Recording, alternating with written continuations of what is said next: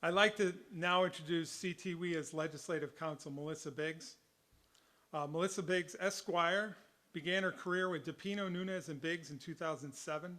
Ms. Biggs is a graduate of Southern Connecticut State University with a BS in Liberal Arts and earned her Juris Doctorate degree from Western New England School of Law.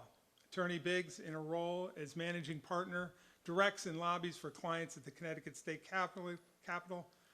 Currently, Attorney Biggs serves as president of the Connecticut Lobby Association, where she has led positive change in the General Assembly to foster healthy work environment for all the members of the Connecticut lobbying community. Melissa?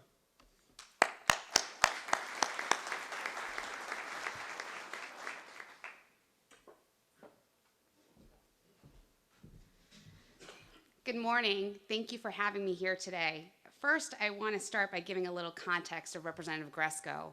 So you saw him here at 9. He also has to join a committee meeting that starts at 9, and he has to be in the General Assembly for 10 for the General Assembly to start its business at 10:30.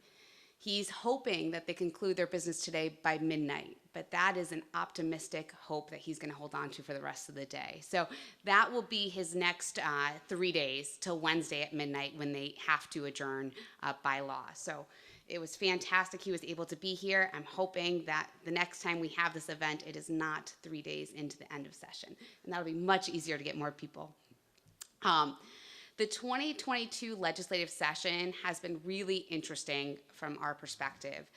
The Capitol has been semi-open, semi-closed, and what that means, it's hybrid. So for the public hearings, we were able to do all of that virtual, and I think for members of the Government Relations Committee, they really appreciated that. What does that mean for them? I sign everyone up. It's a lottery process. So typically by 7 o'clock that night, I should know when someone's speaking, and I can help them navigate when they need to log in about an hour before they have to testify. So there's no driving to Hartford. There's no sitting, waiting all day. You just have to be by your technology for a certain time period of the day. And I think it's been better and easier for people to be active. I think we are going to see this hybrid public hearing approach last in legislative sessions to come. More importantly, though, it's been interesting how the building is operating right now. Lobbyists are currently allowed on the first floor of the legislative office building. So, for example, when they had a committee meeting in room 2C, which is a very popular committee room, we were not allowed up. However, had they picked the room 1C, we could attend.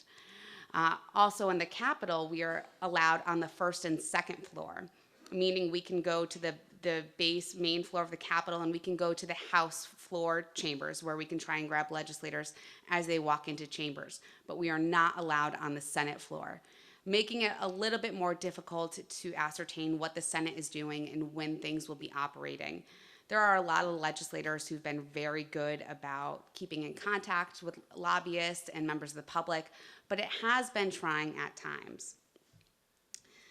We started this legislative session in the Government Relations Committee thinking about how we can engage in legislators. This group has been great in the past. We've had legislative breakfasts. We did legislative receptions before the pandemic, and those are really successful because you can get 50 legislators walking in at any given time, give them the opportunity to understand a little bit more about who we are and what we do.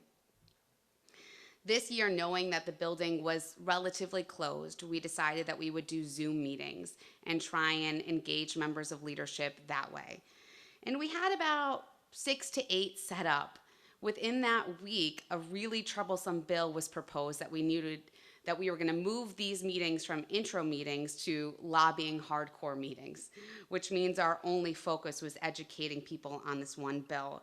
And many of you are probably aware of it. It was SB 128. It was focused on liens.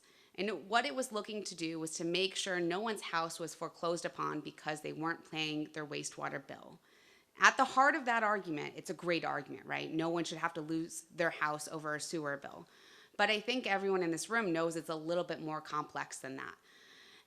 I've learned, especially this session, every WPCA operates in a different way. All of their billing can be different, what amounts they charge can be different, and how they handle the collection process is different. So trying to put one rate on it, saying you can't put foreclosures on houses unless you get $10,000 or more in past dues, that can be extremely difficult for WPCs across the state to handle. So we worked to inform legislators about how every different community handles their WPCA collection process and how it can differ. We also worked with the committee to acknowledge that you need to have something that is tied to a time limit, because some of these annual charges could take 15 years for someone to have a past due notice. And then we learned after 14 years, you can't pursue that past due notice anymore. So it would be a circular argument for years to come. So we were successful in moving down the amount required before a lien could be installed. And right now, I'll be honest, that bill is sitting in the Senate calendar. The scary thing about session is very often does a bill die. What happens is it just sits on the calendar till session adjourns, and then it officially has died. So my job is to watch the Senate calendar every day, look for amendments, and make sure we know what's going on. And like Representative Gresko said, he is also working with his colleagues to make sure that this bill is not moving anywhere. It's a little complex because it was a priority for the President of the Senate, so we are working with him to make sure he understands our practices and the goals that we have and how we can work with him to address the goals he has. So you also heard Representative Gresko talk about a department bill, which is SB 238. And Ray Weaver, I want a special thank you to you. He hung in. Like I said, it's a lottery system. He was pulled second to last in that lottery.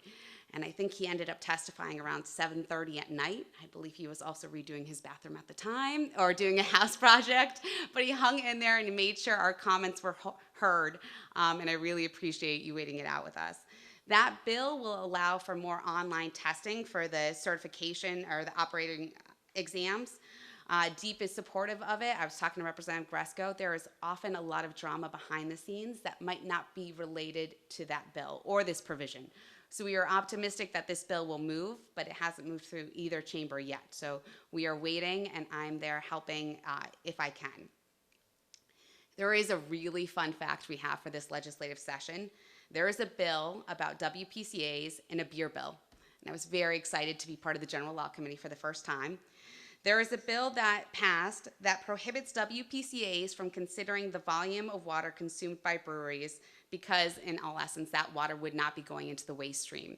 So that bill passed through the General Law Committee a little while ago and passed both chambers.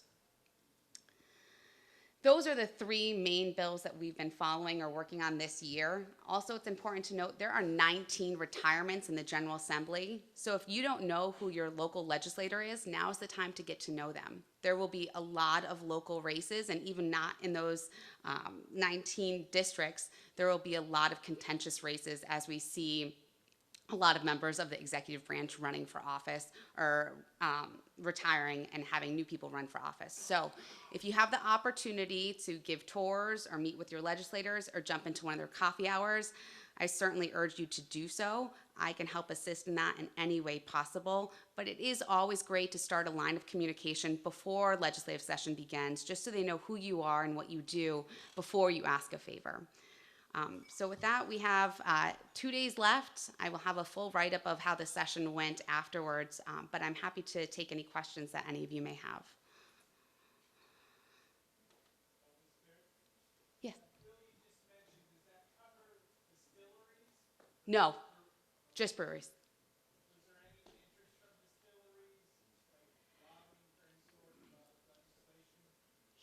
I'm going to be quite honest with you, distilleries are not as organized as the breweries are. So they might try and jump on that ship now that they've seen it's there, but I don't think they had that idea at the time. Oh, sorry. We have a mic on the floor, so. So the last question, for those that didn't hear, is if there was any consideration that the last bill would also pertain to distilleries, and the answer is no. Right now it is just for manufacturers of beer, which would be limited to breweries. The exemption that you're looking at for payments for sewer, have they fooled around with the alias tax warrant portion of that? Because municipalities are allowed to collect by alias tax warrant. I know because I ran it. No, and so that's the thing that has frustrated me about this process is they have focused solely on the wastewater provision of the bill, realizing I think a lot of legislators are actually more concerned with the interest charges that accrue over time, which is not specific to our industry. It's specific to all municipal tax bills.